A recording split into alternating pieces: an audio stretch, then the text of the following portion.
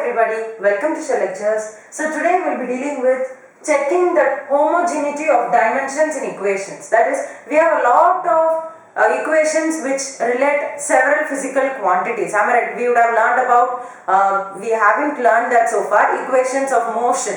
Okay, we have three equations of motion. So they all are consisting of different physical quantities, and we also have different formulae which consist of different physical quantities. So all those equations can only prove to be consistent, or all those equations can only prove to be true if the dimensions on the left side is equal to the dimensions on the right side. So that's what is known as homogeneity of dimensions. For example, if you are having a physical quantity which links length, for example, length or breadth or height or distance or whatever, everything is one way or the other, it relates to length. Am I right? So if such a kind of an equation is written, on the left side and on the right side, all the dimensions must be length. Okay, it must be related to length. Okay, you can only have this kind of a dimension. Only then the equation can prove to be correct. Okay, but you can't say that only because an equation satisfies all dimensional properties, it's 100% a correct equation. There is also one more thing, but if it doesn't satisfy the dimensional properties, it's never an equation. But if satisfies the dimensional property, it's not very sure that it's a proper equation. Okay, there are some more steps to decide or determine whether the given equation is very perfectly right. Okay, but if it doesn't support the dimensional properties, it's never going to be an equation. So that's what is a concept, we must understand it better. And at the same time, if we have a physical equation which links all the physical quantities which are related to velocity, then every one of them must have the dimensions of velocity. So what's the dimension of velocity? The unit is meter second inverse. So it will be L t power minus 1. So all the dimensions which link the velocity in an equation must be equal to L t power minus 1. Only then we can come to a conclusion that okay, these two are like our LHS and RHS are equal, so this is an equation. Okay, but you can't say that that's a perfect equation. I told you that you have to do some more steps to prove that it's a perfect equation. But if it doesn't going to solve the dimensional properties, it's never going to be an equation. Okay. So how do we check the homogeneity? For example, let us take an equation x is equal to x naught plus b naught t plus half a t square. Okay, whenever constants are there, you can just ignore them. Okay, you can just ignore them. Okay, now let's find out. This is an equation of motion. Okay, that is a proper equation of motion. And now we are going to find out if this equation is right by using the principle of dimensions. Okay, we are going to apply dimensions to all of the physical quantities which are given here, and we are going to check whether the given equation is right. So x is nothing but, x refers to distance here. So x naught is also going to refer to distance. Even though it is initial distance, I told you that doesn't matter. Initial velocity, final velocity, change in velocity, and all the velocities, the dimensional formula is only L t power minus 1. So distance, initial distance, final distance, length, breadth, height, whatever it is, whatever is linked to length will have length as its dimension. So this is also distance, this is velocity, and this is time, and this is acceleration, and this is time. So shall we write the dimensions of everything? For x it will be just distance, so you can put it as L, only L. And for x naught also you can put it as L because it also refers to only distance. Whereas for v naught t, for the whole term, v naught is velocity, so L t power minus 1. Okay, because meter second inverse into t. So inverse. So these two get cancelled, so the answer is L. And then t, we are doing it together, and then a t square. What is a? L t power minus 2, meter second power minus 2, and then you have t square. So these two get cancelled, so again it's a. So all of these quantities which are present in this equation are having the dimension L. So it's a proper equation. Okay, because all of them are having dimensions which is L, length. Okay, so such a kind of an equation should always have equal dimensions. Such a kind of an equation should always have equal dimensions because it's something which is related to distance. So everything must have the thing L. Okay, in LHS it's L, so here also L. Okay, only then it satisfies the principle of homogeneity. Principle of homogeneity. So this reaction, this equation satisfies the principle of homogeneity, so we can tell it like that. Okay, but still there are some disadvantages of dimensional analysis. They can't be the pure numbers or the ratios. They don't have, for example, this is a pure number. Did we include this in any of these operations? No. Am I right? So if a pure number is taken into account, or if a ratio, for example, refractive index. Okay, refractive index is a ratio, sin A by sin R. So it's a ratio. So all these kind of ratios have no dimension. So when you bring those kind of things to equations, it will like confuse you. So dimensional analysis is not always the 100% perfect thing to know that an equation is right. Also, I told you earlier that many physical quantities may have the similar dimension. So you can't even differentiate between physical quantities or physical equations based on this dimensional analysis alone. Okay, it will serve the purpose, but it will not serve the purpose completely.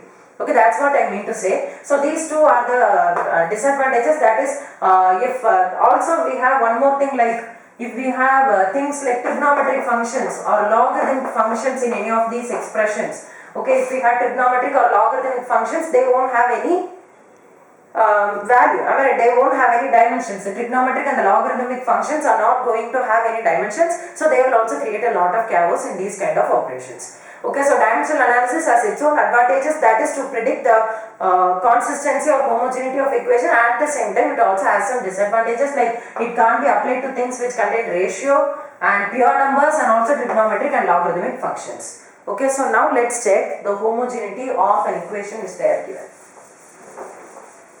An example from the book.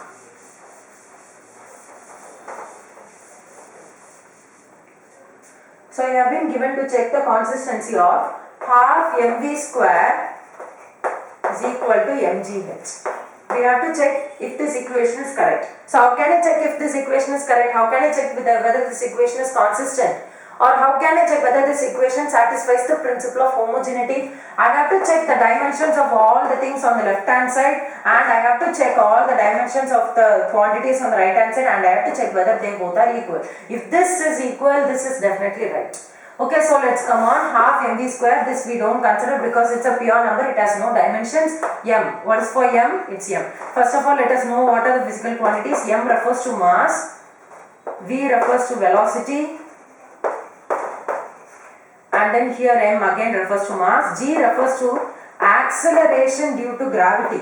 So it also takes the same dimensions for acceleration.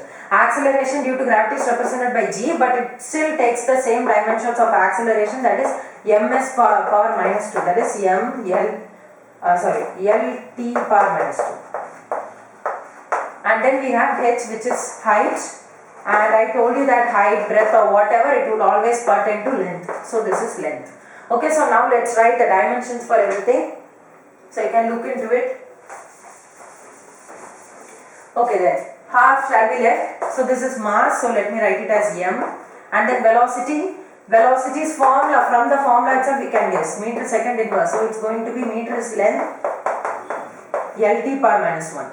So let me write lt power minus 1, the whole square, because they have written a square here. And then first let us finish off the LHS. Okay, first let us finish off the LHS. So what is that? M into L square t power minus 2. I am just bringing this inside.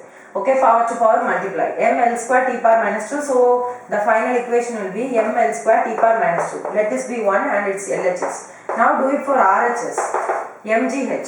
So M, then G is acceleration as I told you, so it's ms power minus 2. Alright, so it is going to be lt power minus 2.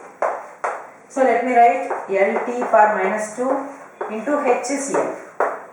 So if I put it like that, L into L is L square t power minus 2. Right, so this is 2. And this is RHS, this is LHS. Are these both similar? Yes. So LHS is equal to RHS. So this equation is consistent, or this equation follows the principle of homogeneity. Okay, so this is how you have to find if you are being given with an equation and you are asked to check if it's correct or if it follows the principle of homogeneity or if it's consistent or whatever. We will do one more. We will do two more. Only then we will be getting a clear idea. V is equal to u plus at. So you may not be aware of this formula, but it's an equation of motion which we will be learning in the next chapter.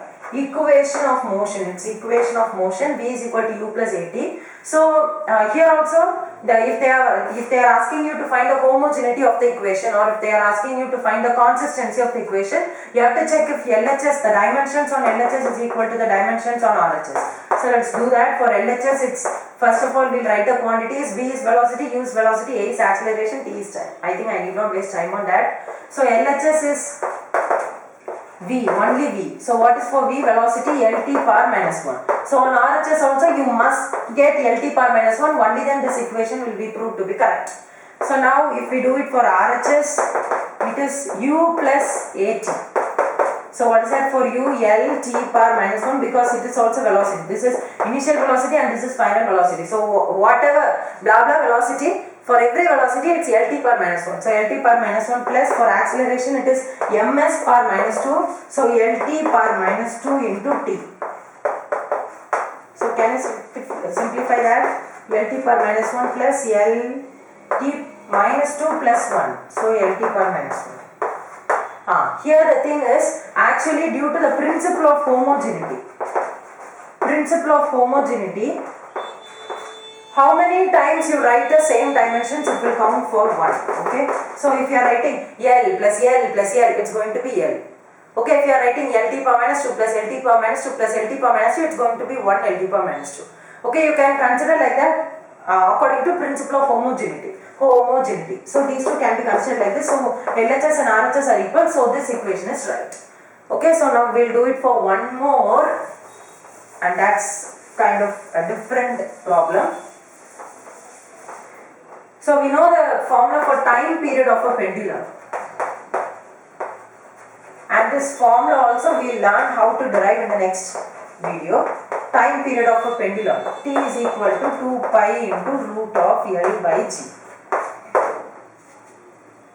T is equal to 2 pi into root of L by G. So this is the formula. So let me check if this equation is correct by checking whether the dimensions on the left hand side is equal to the dimensions on the right hand side. So for LHS, it's only, this is time, okay, this is time, this is length, and this is acceleration due to gravity. Acceleration due to gravity. So let me do this LHS T. So it's only going to be T. Okay. So now 2 pi is a pure number, so it does not have any dimensions. So let me calculate it for L by G. So here comes, but it's very easy, okay, L. So as it is in the top of the numerator in the square root, you can put it as L power 1 by 2, and the down thing can be written as G power minus 1 by 2. Okay, so L power 1 by 2 divided by G power minus 1 by 2. So now substitute L is L power 1 by 2 divided by G is LT power minus 2 into minus 1 by 2. So it's going to be L power 1 by 2 divided by L power minus 1 by 2 into T power minus 2 into minus 1 by 2 is 1. Okay, so this is L power 1 by 2, and then this is LT power minus 2 into power minus 2. So L power minus 2 into the, when you calculate, when you multiply these two, you are getting 2 gets cancelled, so it's T. And then what happens when you bring this to the top, that is L 1 by 2 plus 1 by 2, and then you bring this to the top, T power. So this reaction, this thing becomes, this dimensional formula, this dimensional equation becomes L and L 1 by 2 plus 1 by 2, sorry, L 1 by 2 minus 1 by 2, and then T. Okay, so this becomes cancelled and you get back T. So here also it's T, here also it's T. So LHS and RHS are equal, and that's why we can say that this equation is right.